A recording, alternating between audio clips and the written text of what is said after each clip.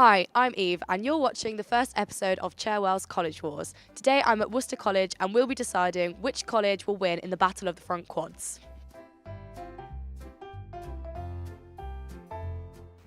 Unfortunately, all we managed to get of Worcester's front quad were a few candid shots, because as soon as we started to film, the porters came over and told us, rather politely, to get out.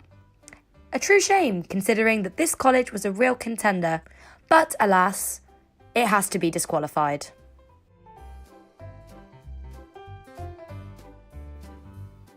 Hi guys, I'm Ben, I'm from LMH, and today I'm at St. Peter's College, and for this episode of College Wars we're going to be looking at St. Peter's Quad. So as you can see, it's got a nice little stone feature going on here, and quite a nice little bit of grass. Bit patchy though, not quite like Worcester, which is pristine. And as you can see, the quad of St. Peter's is quite large and quite expansive, but if you just take a step back you can see it's miniature as all hell, and there's stone around the edge as well. St. Peter's has some beautiful buildings, just like in the opening. Like, look at that. And here as well, you've got this sort of modern renovated church, quite beautiful. Some lovely red brick over here, just stunning. But then there was a time called the 60s. There is a nice array of weeds around the outside of St. Peter's Quad. I did ask the gardener for comment, but he declined. The front quad of St. Peter's is quite disappointing, but once again, Peters, I was expecting better. What on earth do you call that? Jokes aside, Peters is a lovely college that's got many famous alumni. You might have heard the director Ken Loach, the actor Hugh Dancy, but then some people that you might actually know include Gracefit UK and Rosie Crawford, the very famous YouTubers.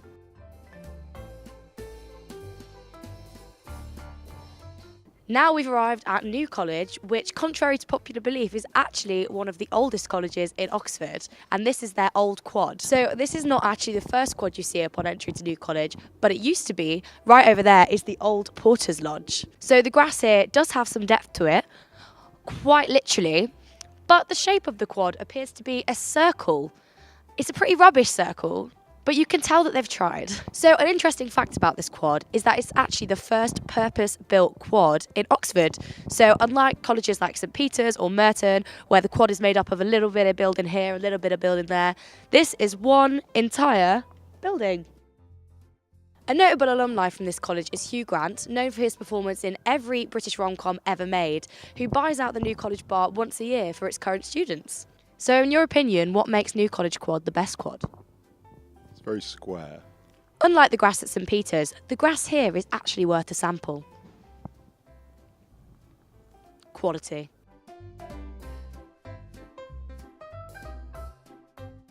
Hi, I'm Tony Farag, and I'm here at Brasenose College to look at the front quad with Cherwell's College Wars.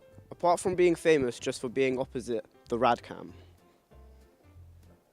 Brasenose College also has famous alumni, such as David Cameron, the man who dropped us into Brexit and ran away. Also former Australian Prime Minister Malcolm Turnbull, as well as William Golding, author of Lord of the Flies. As you can see above me, there's quite a few pretty faces in Brasenose. Brasenose College's quad is quite well fortified. So here, as you can see, we have a stone wall with cement as well. And of course, your typical keep off the grass sign. The grass here is actually quite textured, if you ask me.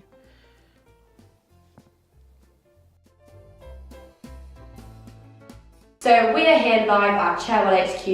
It's 3 AM, and after hours of extensive deliberation, we have come to the conclusion that the winner of Cherwell's first episode of College Wars is New College. Worcester was in the lead, but due to their rather rude porters, I'm afraid that they lost the trophy.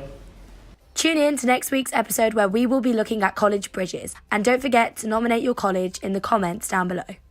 From all of us here at Cherwell's College Wars, see you next week.